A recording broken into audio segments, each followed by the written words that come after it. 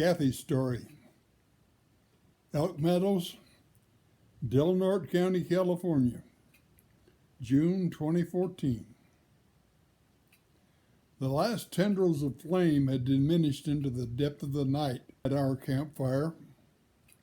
It had been a very full day, with a 4-hour round trip to Willow Creek included.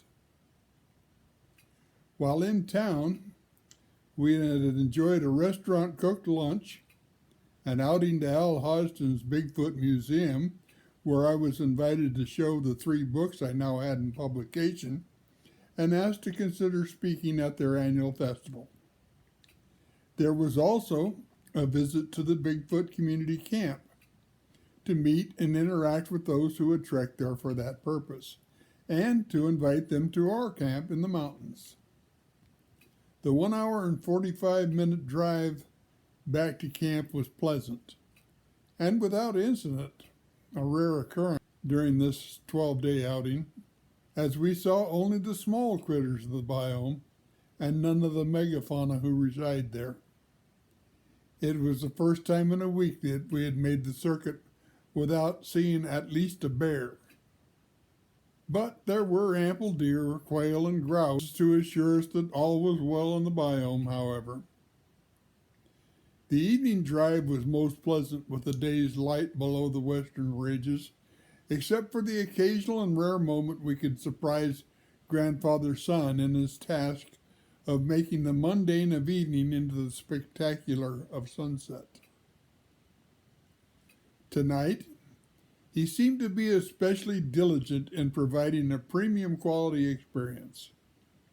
It became such that there were absolutely nothing to do but stop and record some of his better works.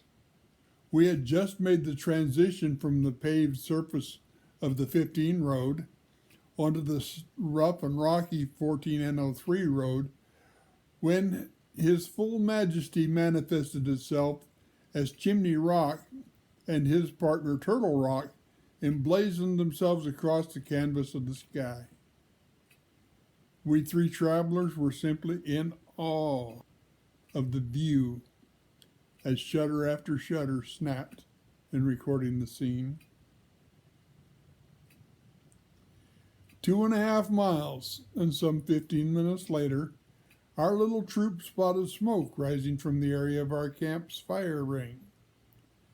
We knew we had brought the fire to full-out condition before leaving for town this morning, so I suspected what was happening, and surely enough, as we passed Stanley and his guarding minions to have a full and unobscured view, there was our Nancy busily getting our fire built up against our imminent return. The timing was impeccable, and as we were able to exit our car, the rapidly diminished rays of light to the warmth and comfort of a welcome home fire. Dinner was done, the dishes clean and stored, when the evening's entertainment commenced. In addition to the usual litany of stick snapping, tree knocking, and grunts, our hairy host added a repertoire of howls to the night air. Although not close, these long, even howls were just up the ridge from us. Indeed, they were near enough that no nuance of sound was lost to us. That we had visitors in the creek immediately behind our tent was also evident. The sounds of walking in the creek bed and the movement and crunching and the chucking of rocks was apparent. By evening, number 7 in this camp, we were nearly immune to the foibles and follies of the indigenous hairy people. Jackie had retired, and Kathy and I remained by the fire a while longer in hopes of a more intimate contact. Finally, the long day began to exact its revenge on us, especially me. So I bid her good evening and retired to my tent and my ritual of preparing my evening mats, my bed, and my reading material. It was the work of several minutes to accomplish all necessary to allow me to retire. My medications were taken, insulin injections complete. Clock wound. I hate awakening in the dark and not knowing what time it is. The heater lighted at 5,500 feet elevation, even in June. You need that heater in the middle of the night. And clothes and paraphernalia arranged and stored against the night. Since on this night there were but two of us in my large tent, this storage was a bit more haphazardous than is normally the case. There were two items that caused me to smile when I arranged my tent for sleeping. First was my beautiful Father's Day card I had received from my newest friends, Nancy and Russ Gizmo Cobb. I have never seen anyone so adept, so able to make something out of practically nothing that it was totally utile and desirable. Never in my life. The other is a stone, just a small piece of igneous rock with an inordinately high iron content that called to me as I moved through camp early in our stay.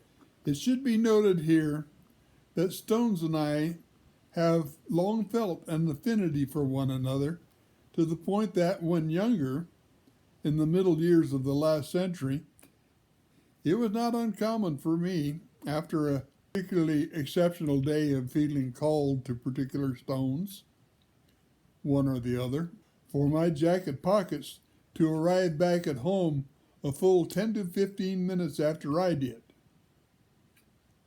Now, that said, I smiled as I moved this special stone to its night resting position from its daytime post. My nest had been built, and I was just undressed, but not yet in my bed, when it came out of the night. It was loud.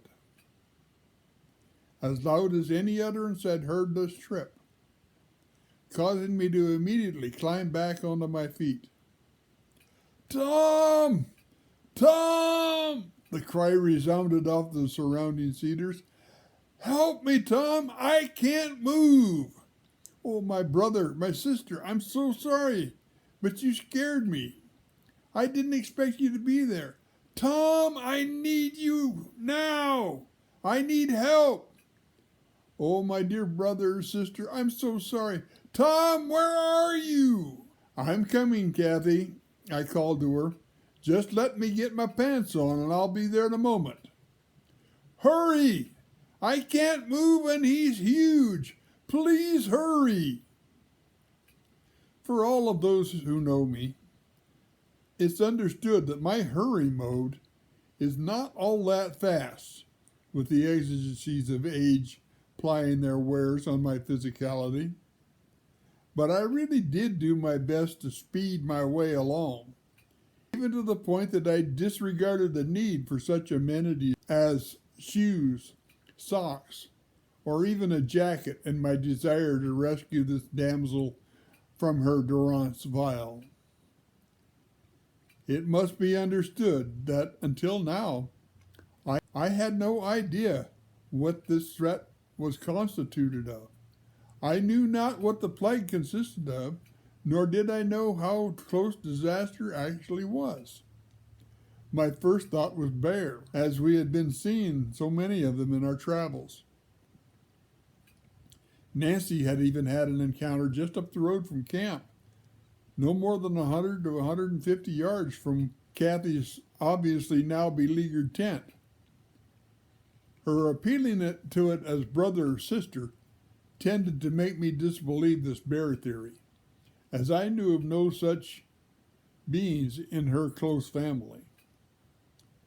Kathi is not one to panic at shadows on the wind. She has had encounters with the Sasquatch people before, and had met them logically and forthrightly. If she was now exercised, there was reason. So I kept up a constant conversation, albeit one way, with her as I made my way to her side. I'm not sure she ever heard me, as she continued her own stream of apologies to whatever was causing her distress, and not paying me a whole lot of attention. Presently, I arrived at her side, not more than 15 feet from her tent, and possibly as close as 12 feet. As I watched her while approaching rapidly, for me that is, I raised my eyes to follow the direction of her gaze, and saw. "Oh my gosh," I uttered, in a barely audible tone. Then, more loudly, "Well, hello, big guy. How are you tonight?" As Kathi had left the fire pit, having disassembled fire and walked the few yards to her tent, she was well at peace within herself. As she passed the few small trees that grew beside the road at the edge of the green meadow where her small tent was installed, she flashed her light in the direction of the tent and audibly, though quietly, said, "There's my tent."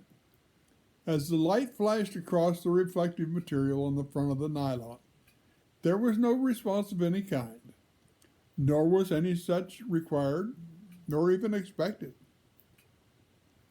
When she had taken but a very few more steps towards the structure, she again raised her hand light to illuminate it more fully. What occurred then was most remarkable. As the light shone forward, a large, dark body reared up from just before the shelter. They were eyeball to eyeball, at not more than 10 feet separation. From my position inside my tent, in the pursuit of making up my bed, I had heard his grunt, but did not at the time register it as anything more than one greeting in a plethora of such I had so far absorbed this week and that night. The large fellow rose to his full height, probably as alarmed by the encounter as was Kathi. Our girl, however, could not raise her height at all.